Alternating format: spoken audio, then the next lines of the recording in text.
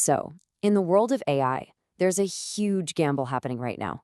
A high-stakes bet that could honestly reshape the entire global race for AI dominance. And the battleground for this? Well, it's one of the most dynamic and fastest-growing markets on the planet. And it all centers around one AI giant, making a huge play. We're not just talking about some small software update here. This is a massive, strategic move designed to bring hundreds of millions of new people into their world, all in one go. Now, when I say AI giant, who do you think of? Probably OpenAI, right? Or maybe Google. Well, guess what? It's neither of them.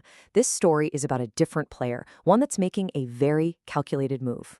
Okay, so here's the big news. Anthropic, the folks behind the AI model Claude, just hired Irina Ghose, a top executive who's been at Microsoft India for 24 years.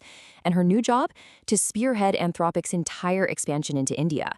This isn't just poaching a new employee. This is a huge statement. So that brings up the big question. Why her? Why India? And why now? Well, it turns out this one hire is a signal that India has officially become the next key battleground for AI, and everyone's watching. Let's dig into exactly why. First off, it's all about the numbers, and they are staggering. We're talking over 700 million smartphone users in India. I mean, just think about that for a second. That is a colossal, tech-savvy audience just waiting for the next big thing. It's one of the largest single pools of potential AI users in the world. But it's not just about the raw numbers, The story gets even more interesting. For Anthropic's own AI, Claude, India is already its #2 market. With over 1 billion internet users, the potential is just insane. But here's the real kicker. People there aren't just using it for fun.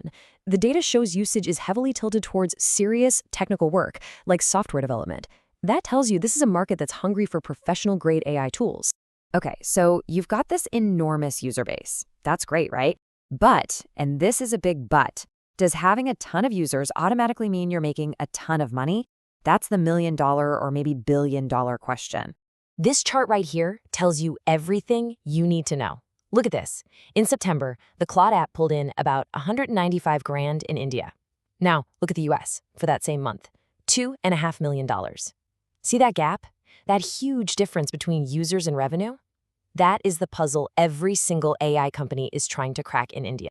So you've got this incredible opportunity on one hand and this major challenge on the other. What does that create? A high-stakes race, that's what.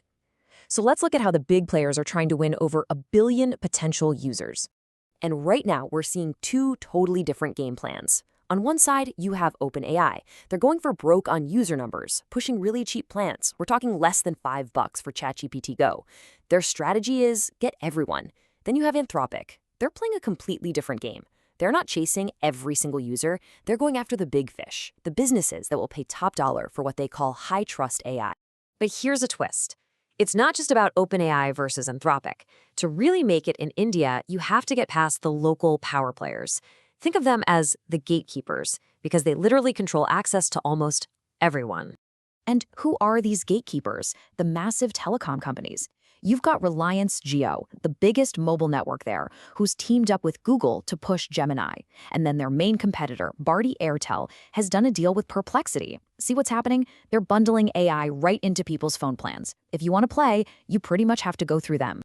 So how is Anthropic going to get around this? Well, their new boss, Irina Ghose, basically laid it all out. Listen to this quote. She says she's going to focus on Indian enterprises for mission-critical stuff. Notice what she's not talking about? She's not talking about cheap plans for regular folks. This is their strategic answer to that whole revenue problem. So here it is, Anthropic's India playbook. It's pretty clear they're trying to dodge the consumer price wars altogether. Step 1, go after the big money business customers. Step 2, don't just send emails. Meet with the CEOs and government officials face-to-face. 3, make it local. Tweak the AI to work in local languages for huge sectors like education and healthcare. And finally, build a real team there, with local experts who actually know the market. It's a very targeted approach. Okay, let's zoom out for a second. Because this whole thing, it's not just about one company in one country. What's happening in India is basically a preview of what the future of AI looks like everywhere. It tells us a lot about what it's going to take to win on a global scale. And man, things are moving fast. Just look at the timeline. In October, Anthropic's CEO is meeting with India's Prime Minister. By December, this top exec, Irina Ghose, leaves Microsoft after 24 years. A month later, she's announced as the head of Anthropic India. And then bam, in February, India is hosting a huge global AI summit. This isn't just warming up, the race is at a dead sprint. And this other quote from Ghose really gets to the heart of it. The ultimate goal here isn't just to sell software, it's to become a force multiplier. That's a powerful phrase. The idea is that if you can get AI working in local languages for local needs, you could literally transform things like education and healthcare for over 1 billion people. That's the real price. So what's the big takeaway from all this? It's pretty simple, actually. Winning in AI on a global scale now means you have to win locally. The days of just dropping a one-size-fits-all piece of tech into a country and expecting it to work are over. You need the tech, yeah, but you also need the right local strategy, the right partners, and people on your team who actually get the market. So Anthropic is all in on their enterprise-first localized bet. OpenAI is going for massive scale, and those local gatekeepers, they're making their own moves. It all leads to this one massive, fascinating question. Who is actually going to win the race for India's AI future?